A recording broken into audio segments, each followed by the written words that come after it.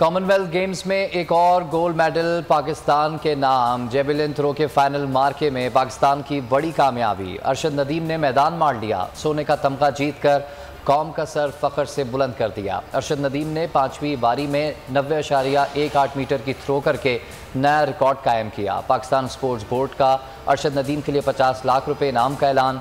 Event में पाकिस्तान के medals की तादाद 8 हो गई।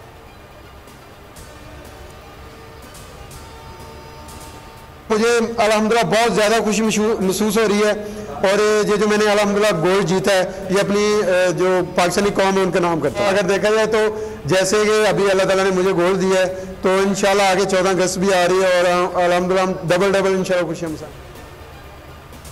गोल्ड मेडल जीतने वाले कौमी एथलीट अरशद नदीम का दुआएं करने पर कौम से सारे तशक्कुर। बर्मिंघम में बोल न्यूज़ से खुसूसी गुफ्तगू करते हुए कहा कि गोल्ड मेडल पाकिस्तानी अवाम के नाम करता हूँ। इंजरी के बावजूद मेडल जीतने के लिए पुरअज़्म था।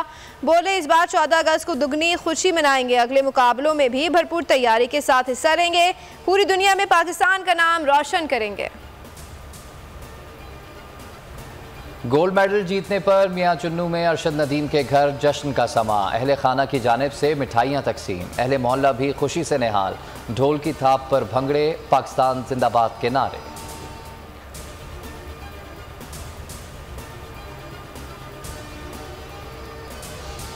फ़ख्र पाकिस्तान अरशद नदीम की कामयाबी पर सदर आरिफ अलवी, चेयरमैन सेनेट सादिक संजरानी और army chief general Qamar Javed Bajwa की मुबारकबाद। नया रिकॉर्ड कायम करने पर कप्तान कौमी क्रिकेट टीम बाबर आजम का भी कौमी एथलीट को खराज तहसीन। का जिस्म टूटा हुआ था मगर अरशद नदीम की हिम्मत हिमालय से भी बुलंद थी। अरशद नदीम को पाकिस्तान के लिए मेडल लाने पर मुबारकबाद।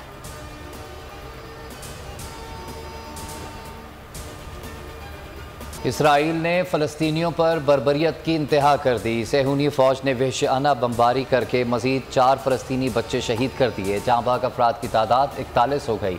15 बच्चे और 4 ख़वातीन भी शामिल। 311 फ़लस्तीनी ज़ख्मी हुए। यहूदी आबादकार मजहबी रसूमात के तहत नाश्ते गाते मस्जिद अक्सा में दाखिल। पाकिस्तानी दफ्तर ख़ारजा की मज़म्मत। सलामती काउंसिल ने आज इजलास बुला दिया।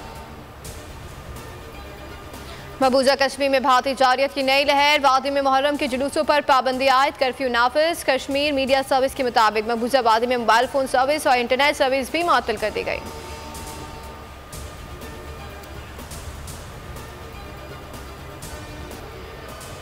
हर दौर का अपना यजीद होता है। आज का यजीद अमरीकी साजिश से हुकूमत में लाया गया। आज पाकिस्तान यजीदियत के निग़े में है। चेयरमैन PTI इमरान खान का ट्वीट। बाबर अवान से मुलाकात में बोले कि हुकूमत कुछ भी कर ले फौरी इंतखाबात को नहीं रोक सकती। जिन्हें गलत फहमी है जल्द हो जाएगी। 13 अगस्त का जलसा आगाज़ इनकलाब होगा।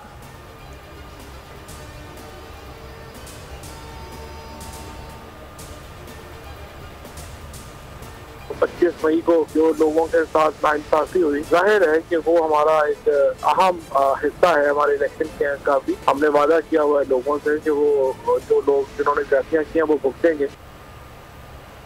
25 मई के हिसाब का वक्त आ गया। पंजाब हुकूमत ने वाक़े की तहकीकात के लिए JIT बनाने का फैसला कर लिया। फवाद चौधरी कहते हैं कि उम्मीद है राना सनाउल्लाह और अता तारड़ ताउन करेंगे।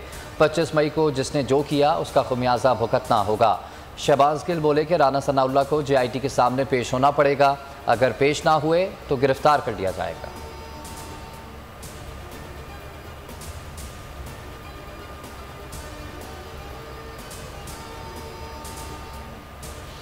नवाज शरीफ को अहल बनाने के लिए कानून साजी होगी। लंदन में नून लीग के इजलास में फैसला। नवाज शरीफ की वापसी, इलेक्शन, असम्बलियों की मुद्दत समेत अहम मौज़ूआत पर मुशावरत। क़यादत ने नवाज शरीफ को फौरी वतन वापस न आने का मशवरा दे दिया। नवाज शरीफ ने हिदायत दी है कि इमरान खान को टेक्निकल नॉकआउट कराया जाए।